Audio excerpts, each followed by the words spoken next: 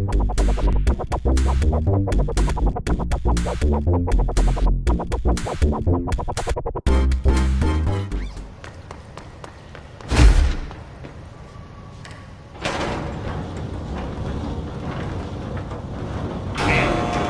are you doing in investigations? Jesus, don't scare me like that, Winston. If you're talking right now, I can't hear you. It's a one-way system. Try to find an intercom. Langston, it's me, Jesse. I know. I can see you on the monitors. The cameras in there haven't worked since we sealed that sector off a couple years back. Let me guess. You sealed it because of the monster guy. Wait, did you see Dr. Hartman? Jesus, I really wish you hadn't opened that fire break. Okay, listen, you need to find Hartman and kill him before he gets out into the Bureau. That thing is a person? He was a person.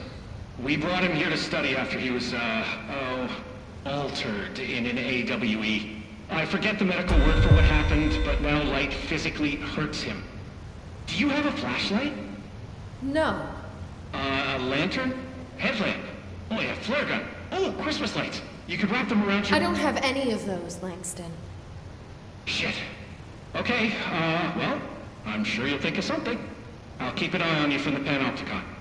This is kind of exciting, right? Maybe from where you're standing. Right, okay. Well, break a leg. Oh, why did I say that? Okay, this Hartman thing can't have gotten very far. Let's go flush him out. Langston was right. This is kind of exciting. It's just nice to have someone to talk to, you know? Ever since I got put in charge of the Panopticon, people treat me different, like I'm crazy for wanting to work with altered items. People just don't understand the altered items like I do, you know? I don't want to brag, but it does take a very empathetic mind to connect with the items. Doesn't Still, want to I don't know why brag. people are making it so personal. Right. I mean, the teams in research handle paranatural materials every day, and no one thinks they're weird. Well, maybe that's not true. Darling is famous for being a bit out there, but when he's weird, it's charming. Altered items really aren't that frightening once you get to know them. If you figure out what they like or don't like, you know, what sets them off, then there's nothing to worry about. I guess at the end of the day, we're still just wild animals scared of our own shadows. We're supposed to be on the same team, but sometimes it feels like it's every department for themselves, like it's a race and we're all trying to be number one. If it is a race, though, I'd say Darling is a mile ahead of everyone else. He was Trench's golden boy for years, but that relationship has gotten pretty tense, or so I've heard through the grapevine. Not that I spread rumors, just, you know, people talk. Not me, though. I keep my nose to the grind. Too much work to do to focus on those kinds of things. I need to stay focused so I can get my work done and get home to feed Alfred. He's just gonna talk forever, Can't always isn't he? make it home for mealtime, so I have my neighbor check in on Alfred at 7 o'clock if I'm not back yet. She's very nice. Her name is Maria. She's older. She came to New York in the 50s to attend school and has been here ever since. She had a couple of kids. I met them at Thanksgiving. Big family. Very nice people. Anyway, she has a key to my apartment, and she gives Alfred his dinner if I'm not home. I'm gonna have to buy her a nice fruit arrangement as a thank you after this. I'm missing a lot of Alfred's meal times. She's probably gonna have to go to the store for more wet food. I'll have to remember to pay her back. Hold on, let me make a note. Pay back Maria for Alfred's food. Okay. Oh, one more thing.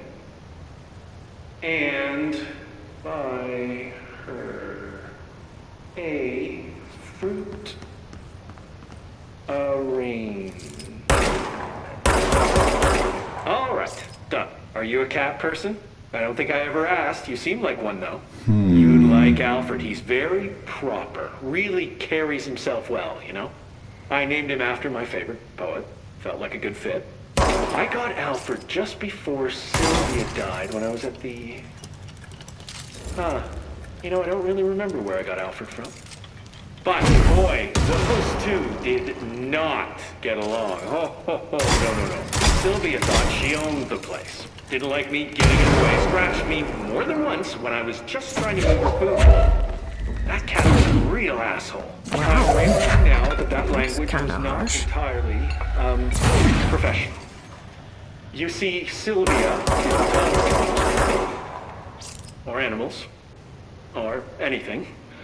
And that's what I meant when I said asshole. I would never use that word about a person. It was just, hey, there's a light flashing on the console here. I gotta, check this out. I'll get back to you later. Real smooth, Langston.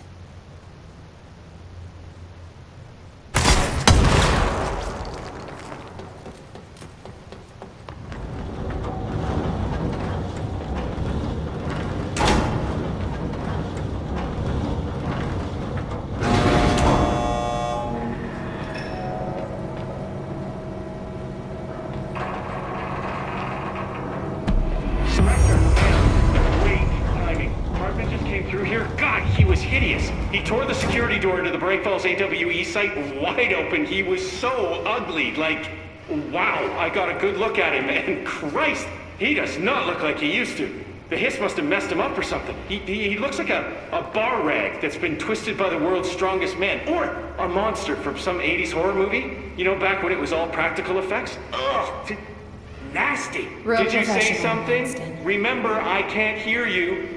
Never mind, just go after Hartman. Oh, so disgusting. Okay, I'm just going to freestyle a bit.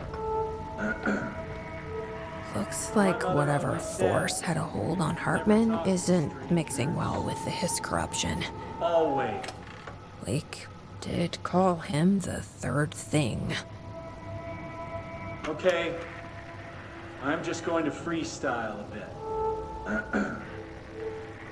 My mother always said, never talk to strangers. Always. Never. Never.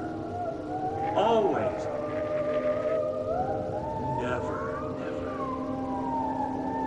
But isn't a stranger just someone you don't know? What if the only thing stopping a stranger from being a friend is that word? Stranger. Strange.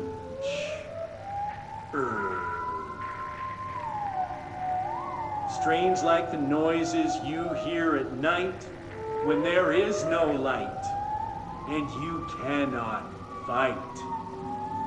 Strange like a rubber duck that follows you around and makes you drop your coffee every time that it quacks because the noise scares you. Then you have to clean up the coffee while the duck stares at you and continues to quack, quack, quack, quack.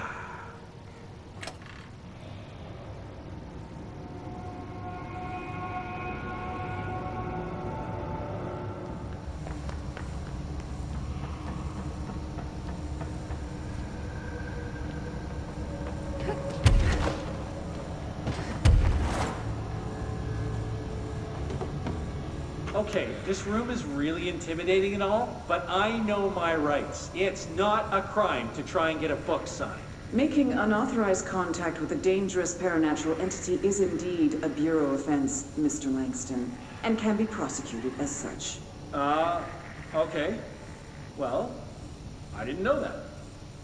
Listen, this is being blown way out of proportion. All that happened is I heard Dr. Hartman had been brought in, and since I'm a huge Alan Wake fan, I thought it'd be cool to get a copy of The Creator's Dilemma signed. That's a book that Hartman wrote about. We know what it is. Okay, good. So yeah, I was just looking to fill out my Wake collection.